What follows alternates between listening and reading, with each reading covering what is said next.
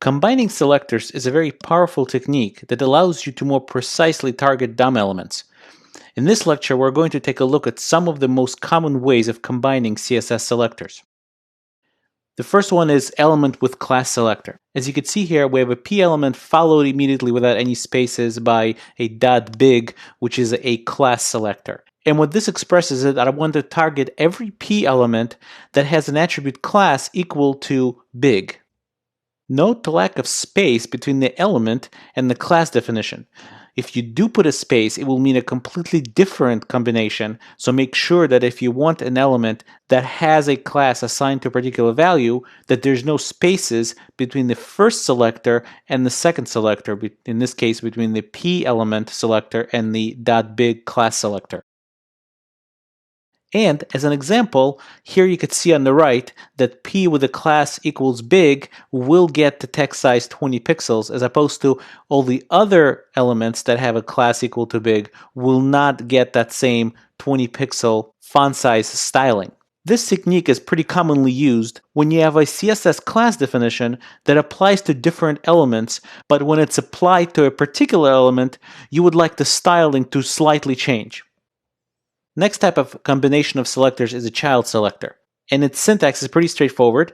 It's a selector followed by a right angle bracket followed by another selector. And the way you read these combinations is from right to left. And in this case, what we're trying to do is target every p element that is a direct child of an article element. So in this example, you could see that the p element that is a direct child of an article element will get the styling of color blue applied to it, as opposed to a regular p element that will obviously be unaffected, but also a p element that is inside an article element, but not a direct child of it. So there's a div element that's contained within the article element, and only then is the p element contained within the div. So since the p element is not a direct child of the article in the second case, its font styling is unaffected.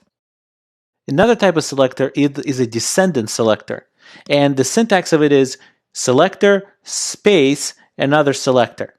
And just like before, you read it from right to left. So in this case, what we're trying to do is target every p element that is inside at any level of an article element, which means that even if it's not a direct child, or even if it's deep down, as long as one of its parents in its ancestry is an article, this rule will apply.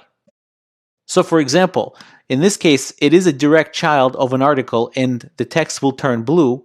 In this case, it's going to be completely unaffected because it's not inside of an article element altogether. And in this case, it will still turn blue, that even though it's not a direct child of the element, since we're using a descendant selector combination, the p element is still technically inside the article, even though it's not a direct child, and will have its text turn blue. Now, I want to point out that these selector combinations aren't limited to element selectors, even though that's what I've used in the examples. So for example, we can have a .colored space p, and that will mean, again, reading it from right to left, that every p element that is inside at any level of an element with class equals colored will have its text color turn to blue. In the case of on the right, we're using a direct child selector to say that every element with the attribute class equal to colored that is direct child of an article element will have its text turn to blue. Let's take a look at a few coding examples to see these combinations in action.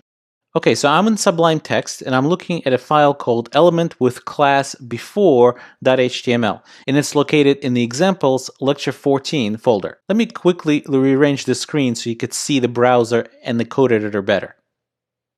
Okay, so you can see we have a pretty simple HTML document. Let's take a look at its structure. We have an h1 tag whose class is highlight. We have a couple of paragraph tags. One just a regular paragraph tag, and another one has a class highlight applied to it, and we have a div tag that has actually two classes applied to it called main point and highlight. And notice the way you apply multiple classes to an element is just by listing them in the class attribute with a space between them. Okay, so let's go ahead and write some selector rules. So the first one we want to do is we want to target everything with class highlight. Well, that's very easy. We've done that before. That's just dot highlight. We'll save that and we'll preview the difference in the browser, and we see that everything with the class highlight does in fact have the background color turned to green.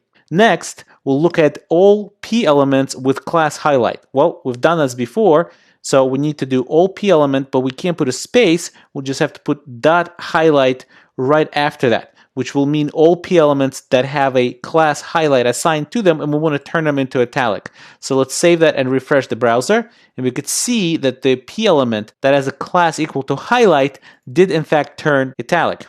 Next, we'll combine two class elements.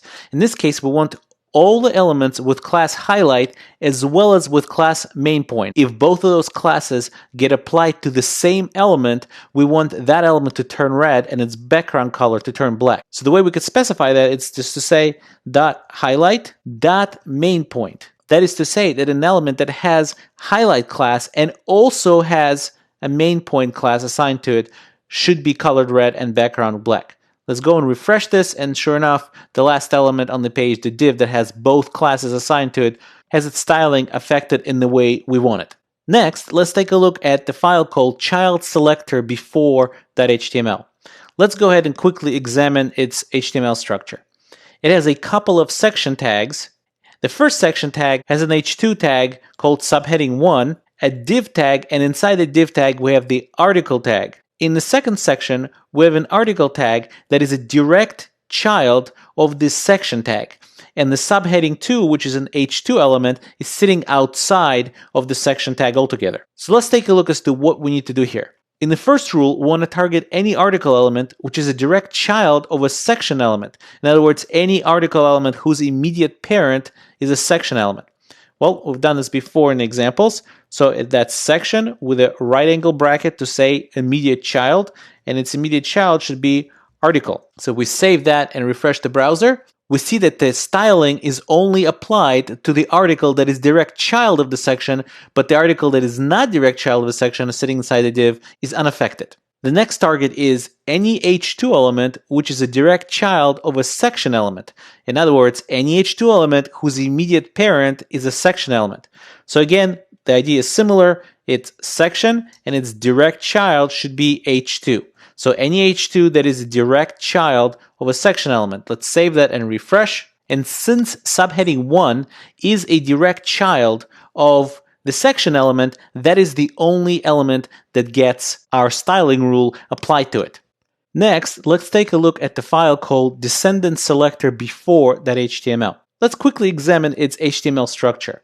We have a couple of unordered lists here. The first unordered list is sitting inside the section element, and the second unordered list is sitting inside the article element. So let's take a look at our CSS rule. What we want to do is we want to target all li elements that are inside of a section element. That is, no matter how deep they are in the element tree underneath the section element, we want the style of color green applied to it. So that sounds like we need to use a descendant selector, and the way we do that is to say section, space, and li. And as you can see, this selector combination should target this first list. And even though UL separates the li elements from the section element, the style should still apply since we used a descendant selector combination. So let's go ahead and refresh the browser, and you can see that all the li elements of the first list turned green just as we expected. So to summarize, we looked at different ways of combining selectors. We looked at element with class selector, which is a selector without a space followed by a class definition. We look at child direct selector, which is a selector with an angle bracket followed by another selector. And we looked at a descendant selector, which is a selector with a space followed by another selector. And notice that I'm using the word selector, not necessarily element, just to remind you that it doesn't have to be an element. It could be any selector that is used in a combination with another selector. There are a couple of combination selectors that we did not cover. For example, one is adjacent selector, and another one is general sibling selector. Now, these selector combinations are a little bit less common than the other ones that I showed you, so I'll leave it up to you to look it up in the specification or online as to how they work. Next, we're going to talk about pseudo-class selectors.